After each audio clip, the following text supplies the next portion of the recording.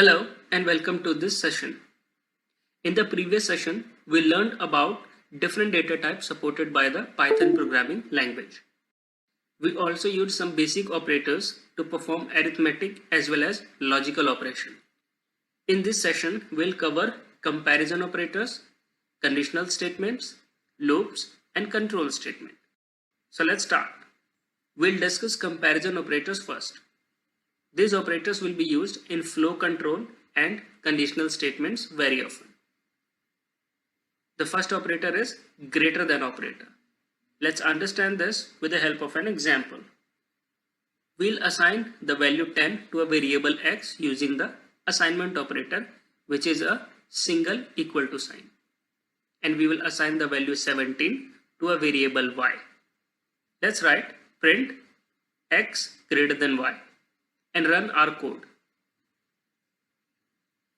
So as you can see that the result is false because 10 is not greater than 17. Now in another print statement, in place of greater than operator, we'll place the less than operator and check the result. So let's write print x less than y and run our code. As you can see that the result is true because 10 is less than 17. Let's declare another variable named z, which will also hold the value 10. We'll use the equality operator to check if z is equivalent to x and if z is equivalent to y. The equal to operator has two equal to signs. Do not confuse this with the assignment operator, which is a single equal to sign. The assignment operator assigns a specific value to a variable, whereas the equality operator checks if the operands are equal to each other. So let's write print z double equal to x and run it. You can see that the result is true because value of z and value of x are same. Let's write print z double equal to y and run it. You can see that the result is false because value of z and value of y are different. So we have seen three operators till now: greater than, less than, and equality operator.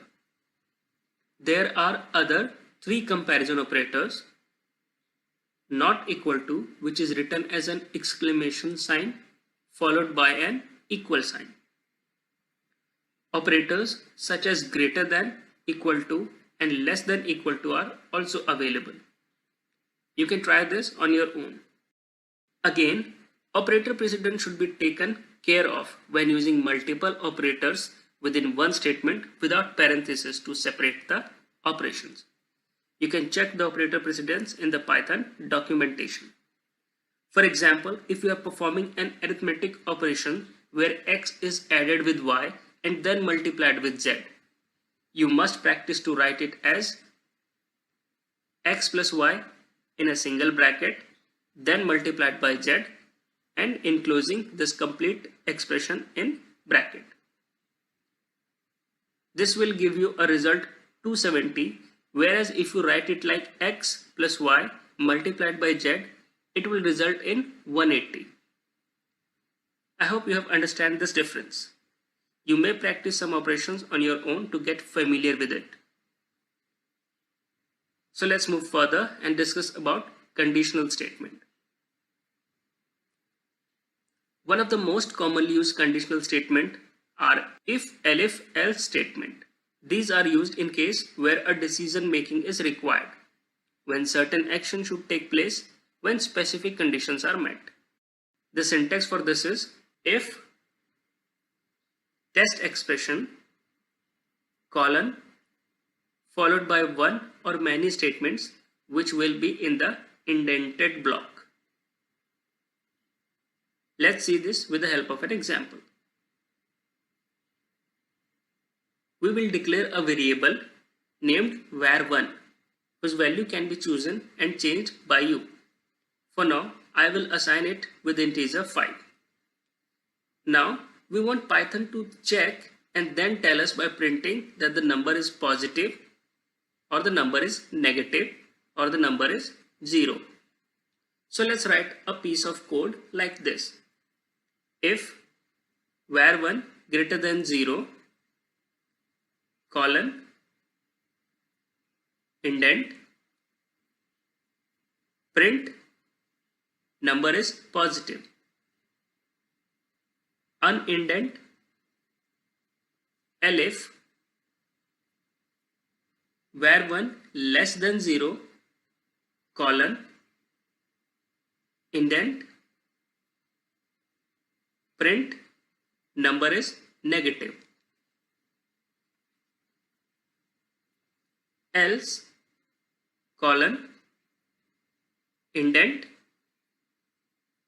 print number is 0.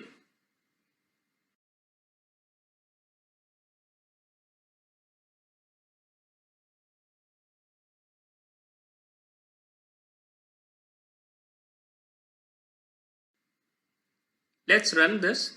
We can see that it has printed that the number is positive. Instead of using else as the last condition, you may also write it like elif var1 double equal to 0 colon. This way the condition will be checked before printing the result. There are use case of elif and else depending on the application. Now you can change the value of var1, run the code again and check the result for different values. Also note that indentation is very important. Any statement written under one statement must be indented to fall under that conditional statement. You can add multiple statement or operation under one condition. Unlike other languages like C and C++, curly braces are not used in Python. Instead, the code is indented. Now let's see ternary operators. Let's say var1 equal to 5 and var2 equal to 10. Now we want to write the minimum of these two to another variable called minimum. We can do this with the help of ternary operator by writing minimum equal to var1 if var1 is less than var2, else var2, and then print minimum. I hope you have understood the concept of conditional statement. You can try some logics on your own for practice. Let's go further and discuss about loops. Loops are very commonly used in real work Python programs. Loops make our code convenient, short, and hassle-free.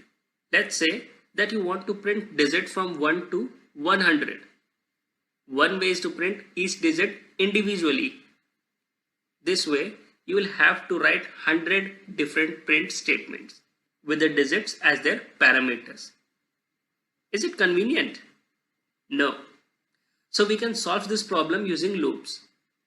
We can also implement different concepts like arithmetic operation, logical operation, conditional statements within these loops. Let's see with an example of a type of loop which is called while loop. As the name suggests, this loop will run while some condition is met. Let's define a variable I and assign it value 1 by writing I equal to 1. Now let's write our loop and its condition. Since we want to print integers up to 100, we'll write while I is less than or equal to 100 colon indent print I plus equal to 1, which is equivalent to writing I equal to I plus 1.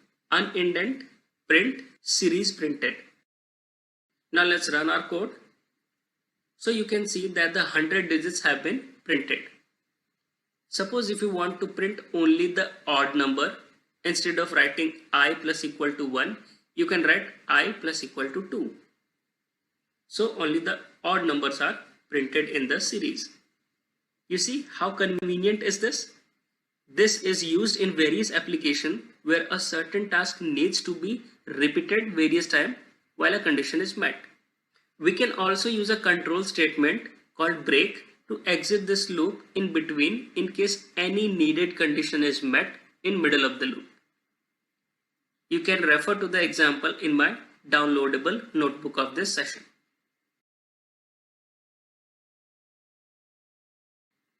Let's move forward and discuss another type of loop which is called for loop.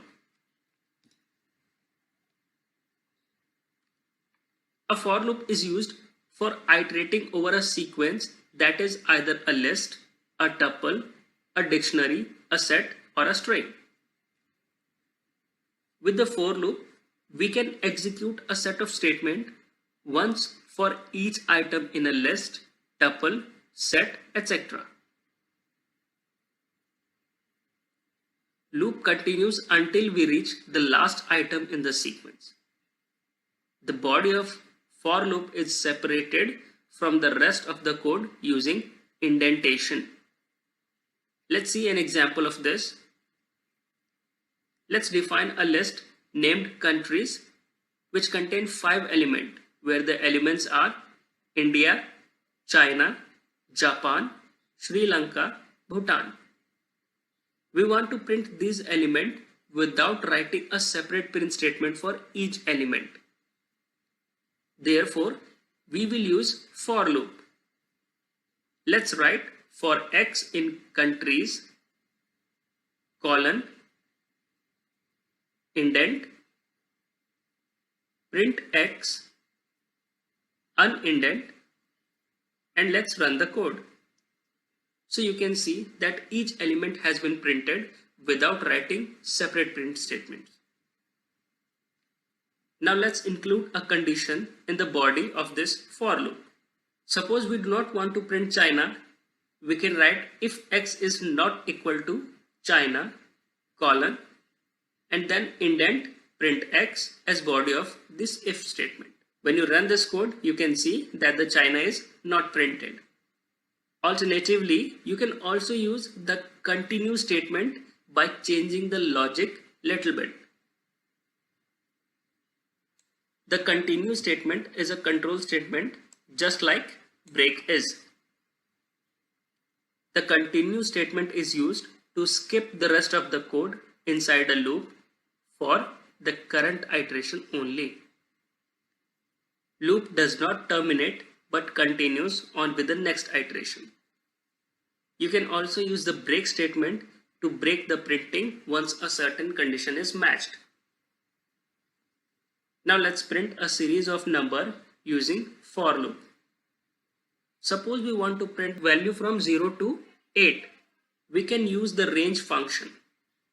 We'll write for x in range within brackets 9 colon print x in the next line by adding indent. If you run this code, it will return value from 0 to 8 as 9 is excluded from the sequence being the upper limit of range function. The range function defaults to 0 as a starting value. However, it is possible to specify the starting value by adding a parameter. Like instead of range 9, if we write range 2, 9, then this will return values from 2 to 8 excluding 9 from the sequence. Similarly, the range function defaults to increment the sequence by 1. However, it is also possible to specify the increment value by adding a third parameter. Like if we write range 2, 9, 3, it will return 2, 5, 8 excluding 9. As you can see, the increment of 3 in each number printed in the sequence. If you see in the third example, there are 3 parameters used within range function, where first parameter is the initial number to start with. Second parameter is the limit up to which the sequence will run. And the third parameter is update interval by which the sequence is incremented or decremented. So that's all for this session. and I hope you have understood the concept explained throughout this session. For any query, feel free to get in touch with us. See you in the next session.